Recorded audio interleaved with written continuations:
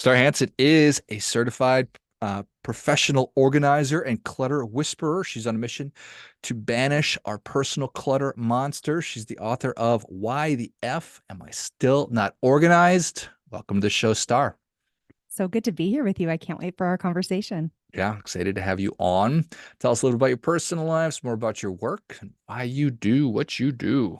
One of the things people ask me a lot is, what do you collect if you're an organizer? Well, I love filling my spaces with plants, anything like living, so plants and gemstones. And I'm a bit of a nomadic soul, so I love to travel, live in different places. I've had a beautiful collection of gorgeous places that I've lived all over, and it's just really a treat. I feel like the more that we surround ourselves with beauty and things that feel good to us, the better quality of life we experience. And when I started this business 20 years ago, I was what they call a generalist, right? When you start organizing, you organize everything. You work with people who hoard, and you work with people who are, collectors, and you work with people who just want it to be beautiful. But I saw really quickly that there was something bigger going on. I was like, wow, wait a second. So these are the people that I work with are amazing, super successful, top of game, doing everything right, like winning in every way you could want to. But they feel like total failures for not being able to get the clutter under control, because this isn't something that they've been struggling with for 6 months or a year. This is something that they've been dealing with for often decades. And I was noticing that these people who had the skills and capabilities were still being, very stymied in this part of their life. And so what my business went from was home organizing into really understanding and helping people figure out why they can't get organized no matter what they try, and how the clutter is actually oftentimes helping them, and how it's really proof of our genius, not proof of our defects. That's a that's a pretty good shift. It is. It is. It's unexpected because I think, science says, oh, clutter's bad. Clutter's so bad, look, science doesn't lie. I hear you, clutter science people, but also there's so much more going on than that. Like, yes, clutter makes us procrastinate or feel pain, like feel pain and stress, and it adds to our cortisol and makes us choose worse foods. And yes, there's so many things that science has proven, but I'm here to say that if you have recurring clutter, it is doing something for you. It is trying to help you in some way. It's like a friend, because when you have this recurring clutter that just keeps showing up, no matter how many times you organize it or what boxes you buy, it is doing something for you. And once you figure out what it's doing for you, then you can actually get that need met without the clutter. And that's when your life starts to really elevate and transform, because now instead of you masking this deeper need, you are actually getting that direct need met. And that is so powerful. And there are, 5 primary ways that people use clutter to get their needs met. They use it as a communication. Think about when you want to hint to your wife that you want her to do something for you, you put it on the kitchen table, right? Because it's like she's going to see it and maybe she'll do it. So we use it as a communication. We use it for creativity. We use it for inspiration in that way. We might also use it as protection, kind of building a wall of clutter around things we don't want people to find, or using clutter to keep people away from us. We also use it for security. Now, if you grew up in an environment where, say, you were experiencing high levels of lack and scarcity, having a lot of stuff actually makes you feel quite empowered, and you feel safer because of it. It acts like this, it's fostering a sense of security and strength. And finally, we use it for connection. Like, think about the things from someone who you love who's passed away. Just having your aunt's picture out makes you feel more connected to her. And if you've inherited things from when someone passed away, that can add up really quickly, because when someone dies, depending on how they die, everything feels important. And so these 5 ways are the ways that we connect and use our clutter to actually serve us. And right now we're doing it unconsciously. And if we can start to do it consciously, if we can start to really get those needs met more consciously, you're not going to need the clutter, and the clutter is absolutely going to fall away, and it won't feel as hard. It won't feel like you're spinning your wheels in mud. It's just going to feel so much more in the flow for you. That that all makes a lot of sense. Clutter, how do you differentiate clutter, which I believe has a negative connotation? It's just it's stuff, junk crap that I've collected. It's in my junk drawer, and when I fill up my junk drawer, it spills everywhere else. Versus these are trinkets or memorable things that make me think about family members or loved ones or an experience. Yeah. So it's all just stuff. It's all just physical objects. It's just stuff. And it goes beyond physical objects. It's the way we think about ourselves. It's how we talk. It's what we spend our time on. It's what we watch and consume. It's everything. It's just stuff. And yes, clutter has a negative connotation. It's a buzzword. It's the minute I say stuff, you're like, huh. If I say clutter, you know what lane I'm talking about. I'm Mhm. talking about the stuff that makes us feel a little shame, a little uncomfortable, a little bit like maybe we're not measuring up. And that's what we want to look at is like, how does it make you feel? Because I've had clients who have every single surface of their home covered. Every wall is covered, every bookshelf is full, and they could not be happier. That's not clutter. I don't care if someone else walks in, third party, and says, "Oh my gosh, this is such a state." Not to the owner. The owner loves it. So it really is more of a state of mind. And when I think about clutter, it's like this feeling of excess. Like, what do you have that is not serving you? What do you have that's not in alignment with your values? You can be a minimalist and still have clutter. Clutter is not about volume. It's about, does this align with you, your goals, your priorities, your family, the life that you're living, and the life that you're moving into? Well said. Clutter equals excess. And oftentimes we think about it negatively, but it's could be the canary in the coal mine. It's giving us evidence that something is missing in our lives. Or it's inviting a change. Even like, think about if you're just at work and say you're like, I don't have emotional clutter at work, Star, there's no recurring clutter here. If you have a giant inbox, for example, that feels like it never goes down and it's just this perpetual pile that's building for you, that tells me that you are either you've been given too much and you're kind of overflowing and there's nowhere for it to go, so it just lands there, or you are expanding and it's time for you to either start a new project or take on a new role. Or like, there's always, and again, if we start to look at our clutter with a more positive lens, we can see the opportunity it presents. It is asking you to evolve your systems. I mean, look, we live in a time where technology is literally moving faster than we are. It just is. And it's going to keep getting worse. And so we are living in this world where we have never had more on our plates. And our systems need to constantly evolve. When I started my business 20 years ago, email was barely a thing, like just barely.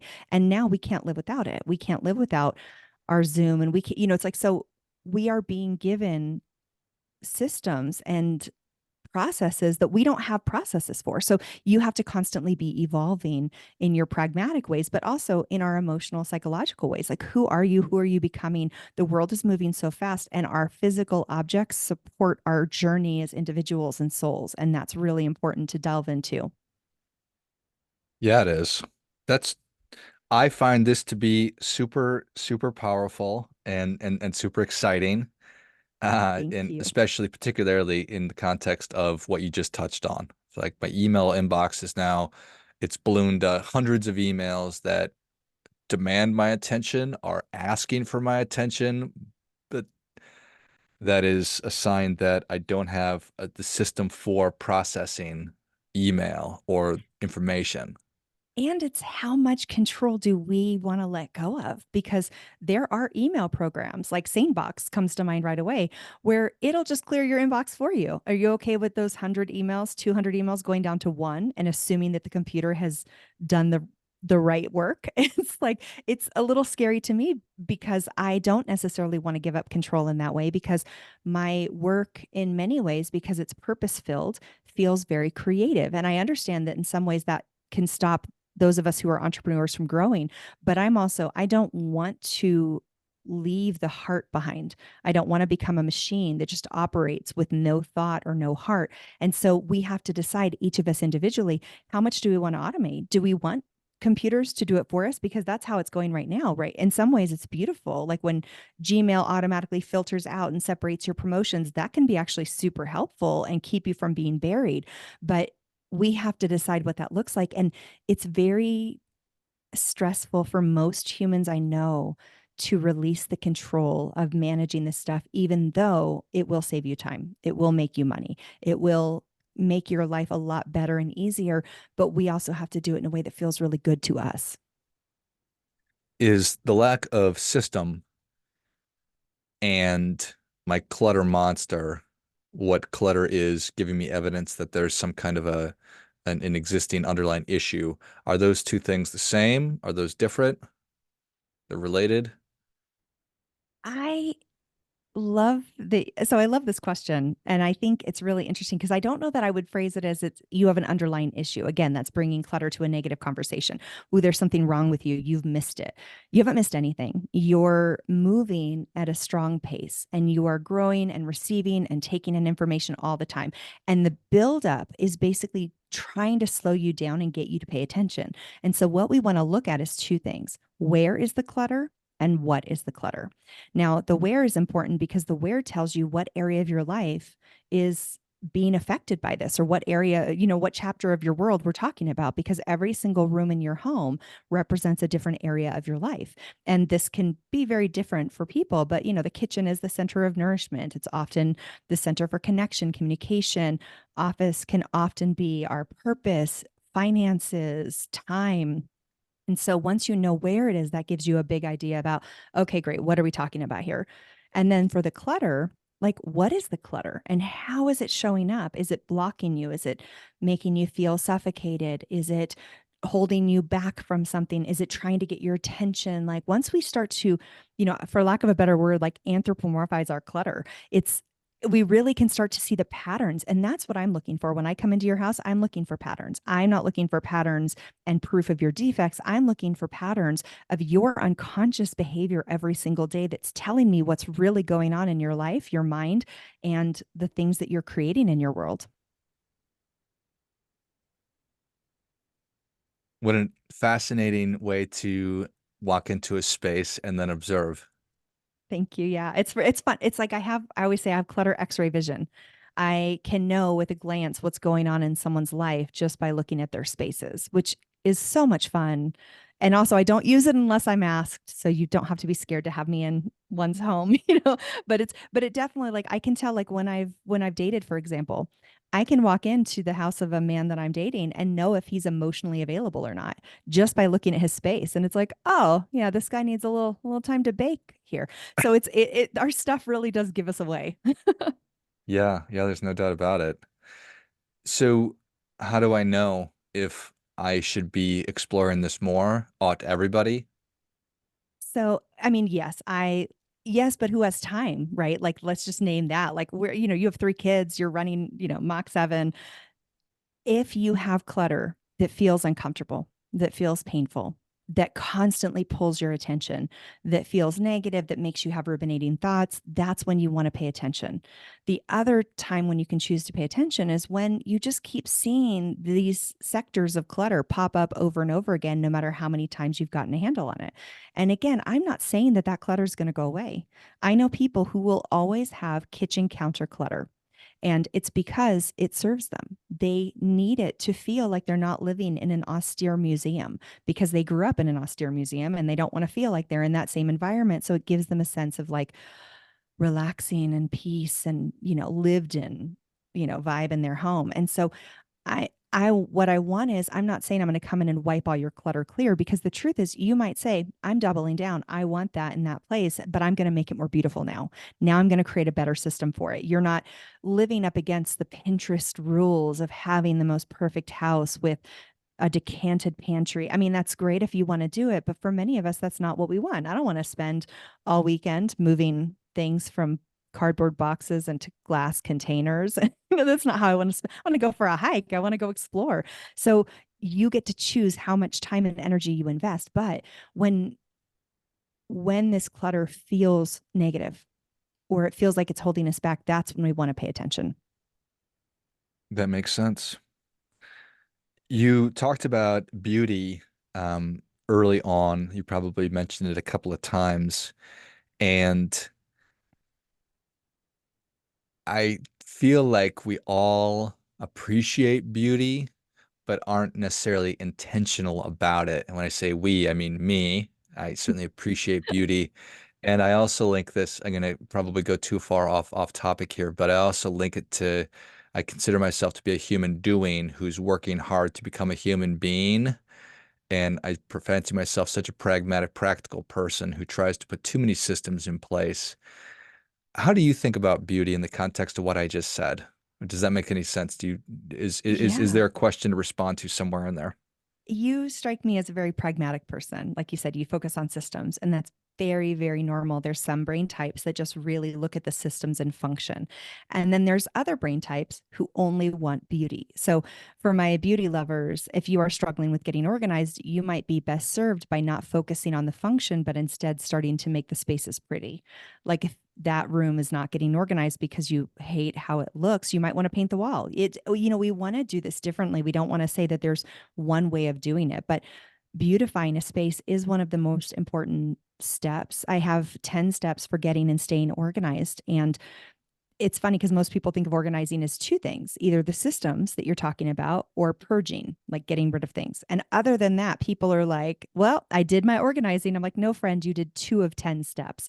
So there's a lot more going on. And one of the steps, one of the most important steps is to beautify, to make your space really pretty. Now, for a functional brain like yourself, that might seem very useless. Like, oh, it doesn't matter. I need to be organized. Like, I need to get the systems dialed in. But having it look beautiful, and looking beautiful to me is just making it so that you resonate with the space and you see yourself there.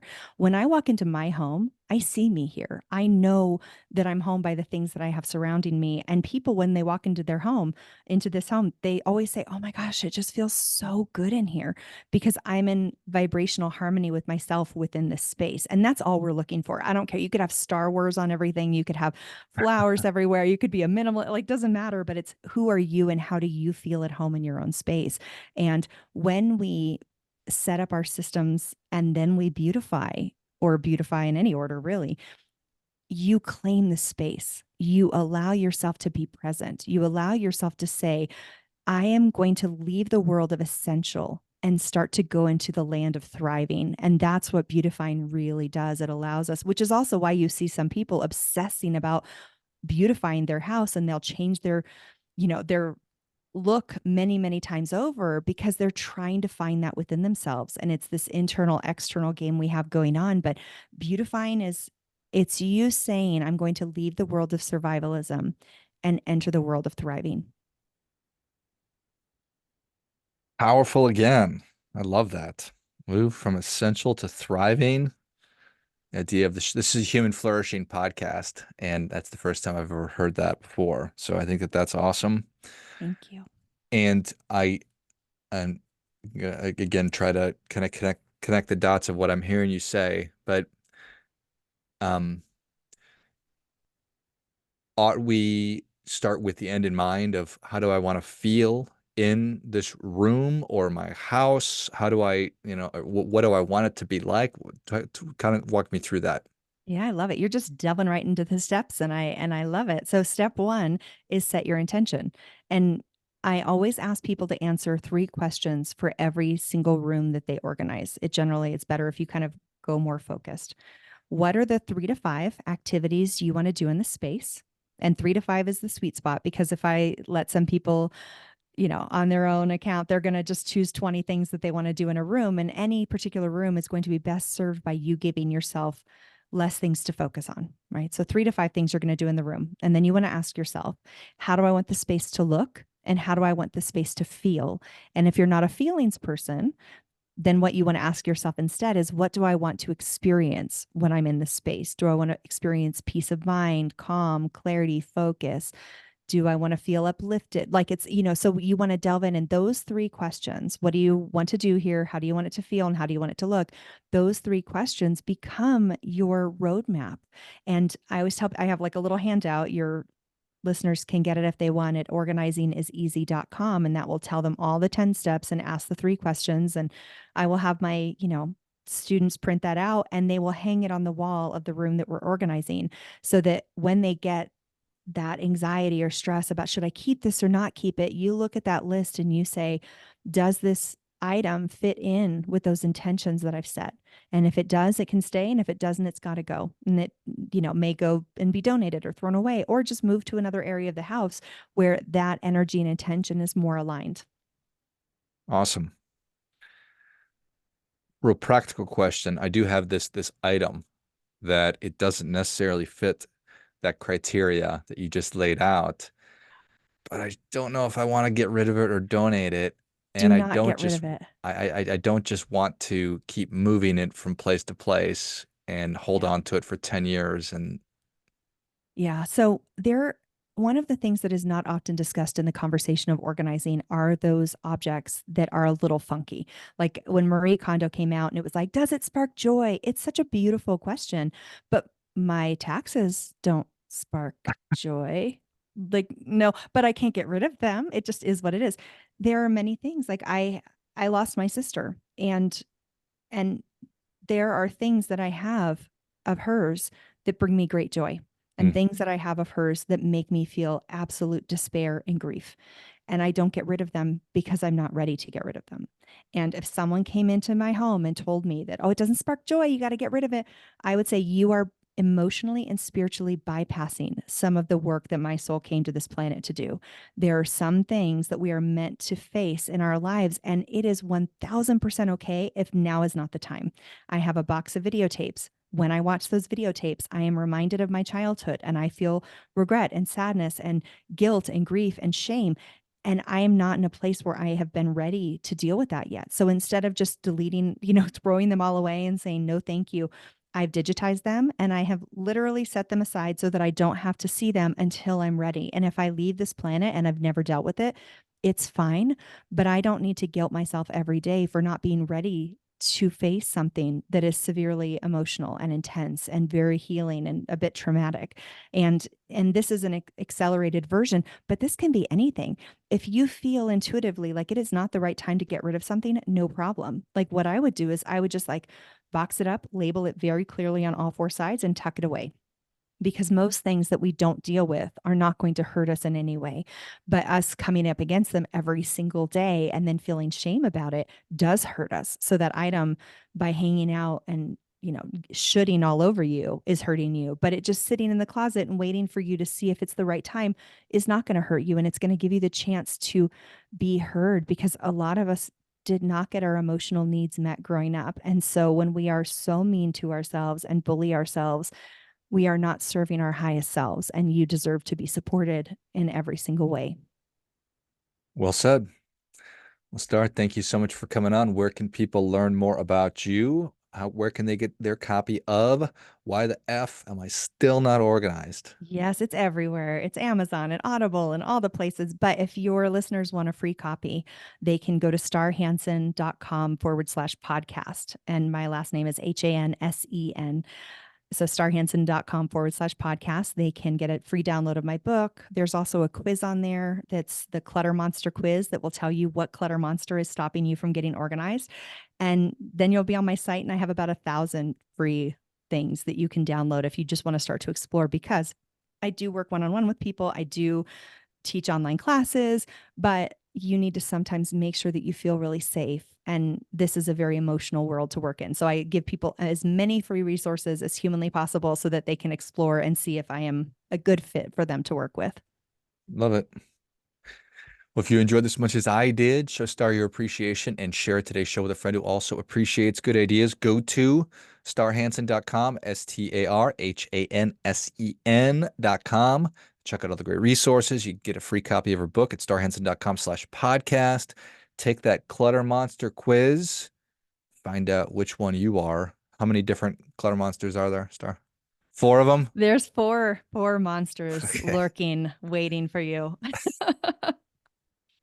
Well, it's the first thing I'm gonna do when we're off all calls. I'm gonna figure out what clutter monster is mine.